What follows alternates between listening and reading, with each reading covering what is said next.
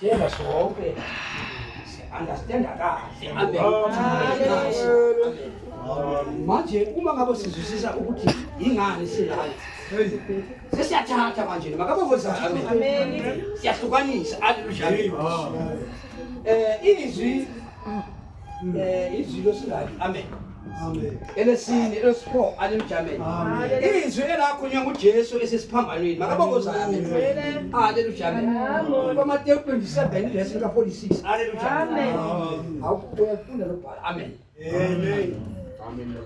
Amen.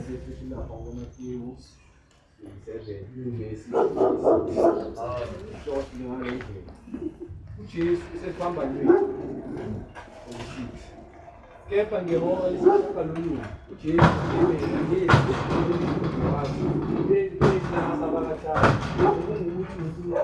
uNkulunkulu wami ushiyelani na. Haleluya amen. Jesu esesiphambanweni ngesikhathi esibalwa umbhalo makabokoza amen. Kunendaba engathi izwakala kahle lapho makabongoza haleluya.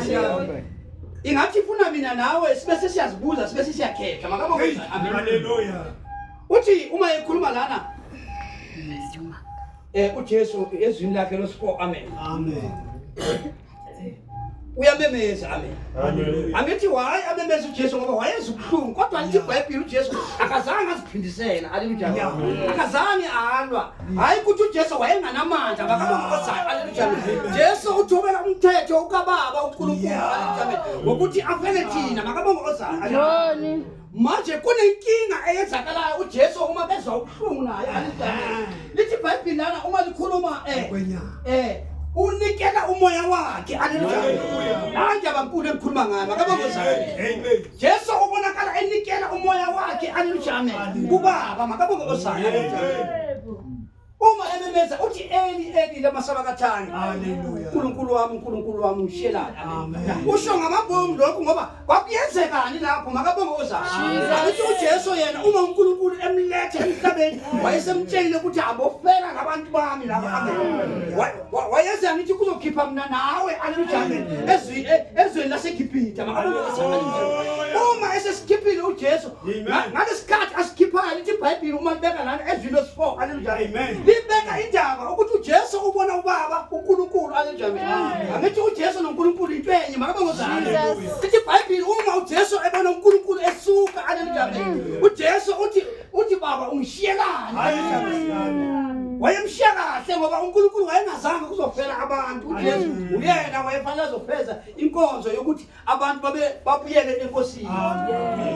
Manje ke kungaba kuhle haleluya amen. Nami nawe sibheke kahle haleluya amen ngoba siyezwa ukuthi naye uJesu makazwa ubuhlungu wamemeza ujika asathi yena uthi uNkulunkulu wami ngishiyelani makabongoza ngoba uthe makwenzeka lento emzimbeni ukaJesu uyasuka uNkulunkulu makabongoza kuze kufezeke inkonzo haleluya makabongoza haleluya. Manje siyabonga izinto elasifona lelo bazalwane benkosi amen.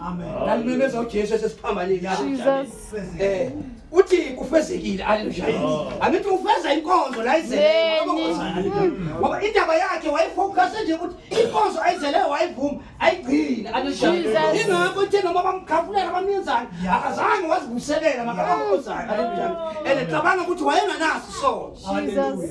Owenesono yimi nawe makabongoza haleluya. Kwakuyindaba yami nawe ukuthi uJesu abethwe esiphambaneni haleluya.